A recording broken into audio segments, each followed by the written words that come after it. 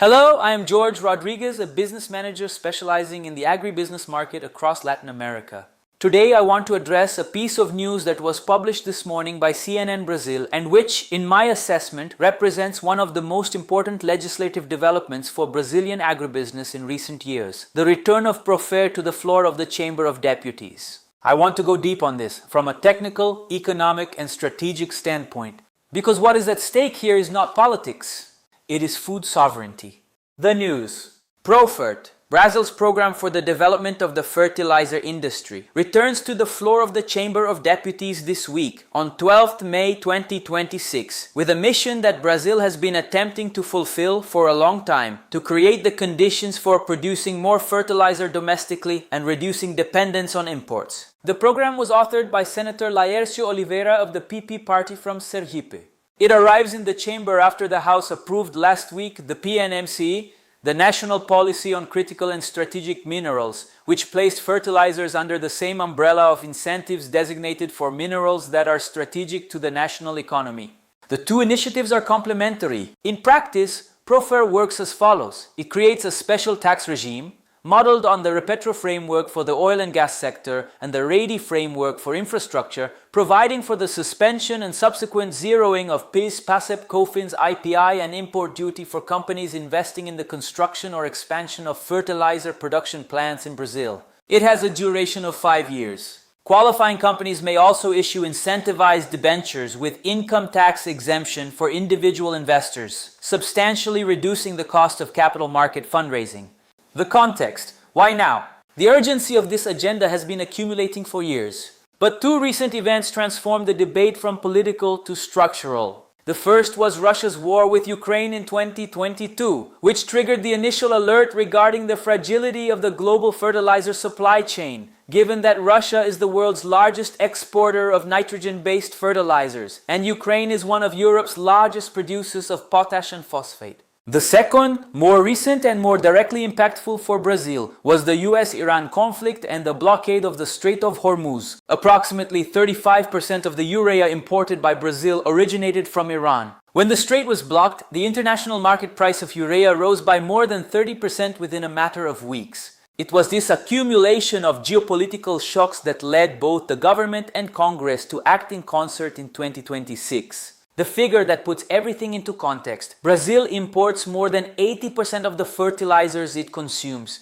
For potassic fertilizers, which include potassium chloride, essential for soybean, maize and sugarcane, that dependency reaches 97.8%. We are Latin America's largest fertilizer market and one of the world's largest, yet we produce less than 20% of what we consume.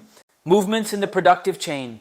PROFERT is not arriving in isolation. And that is precisely what distinguishes this moment from previous attempts. Petrobras reactivated in January 2026 the Fafens, the nitrogenous fertilizer plants in Bahia and Sergipe. The Sergipe unit produces 1,800 tons of urea per day. The Bahia unit produces a further 1,300 tons per day. Combined with the Araucaria Nitrogenados plant in Paraná, the target is to cover 20% of national urea demand. With the completion of UFN3 in Três Lagoas, Mato Grosso do Sul, whose final investment decision is expected within the first half of this year, that coverage could reach 35%. On the credit side, the government included fertilizers among the priority sectors of the Brazil Soberano 2 plan, which makes $15 billion in BNDES credit available for companies affected by international instability.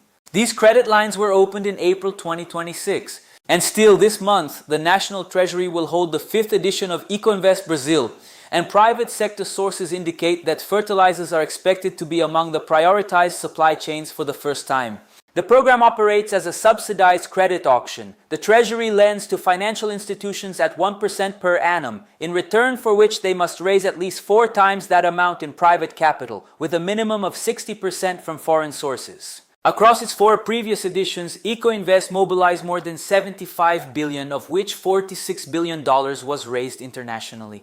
Technical analysis, pros and cons. As an agronomic engineer and input formulation specialist, I will give my objective assessment of both sides of this equation. On the pro side, first, PROFERT delivers the legal framework that was missing. Private investment in fertilizer infrastructure in Brazil has historically been constrained by the absence of legal certainty and sector-specific tax incentives. PROFERT changes this. The special tax regime substantially reduces both CAPEX and OPEX for new plants, making previously unattractive internal rates of return viable for investors. Second, the incentivized debentures create a domestic and international private capital fundraising channel that did not previously exist for this sector. This is critical for large-scale projects. Third, the alignment with the PNMC, approved the previous week, creates a broad regulatory framework that positions fertilizers as a strategic national input, with access to development mechanisms that extend beyond PROFERT itself. On the cons side, and here I must be candid, first, the 5-year duration may be insufficient for long maturation industrial projects. A urea production plant typically takes 3 to 5 years to construct alone. The incentive needs to be available throughout the full investment cycle, not merely at the point of initial decision. Second, the focus of PROFERT and the Fafens is on nitrogen-based fertilizers, primarily urea. But Brazil's critical dependency lies in potash, 97.8% imported. The Autazes potassium pole in Amazonas state, which could address a significant portion of this problem, still faces a complex environmental licensing process. This is the gap that none of the 2026 initiatives resolves directly. Third, Brazil has a track record of approved legislative projects that failed to reach execution due to incomplete secondary regulation or a lack of follow-through by the executive. Rigorous implementation monitoring of PROFERT is as important as its approval. Importance for Brazil and Latin America.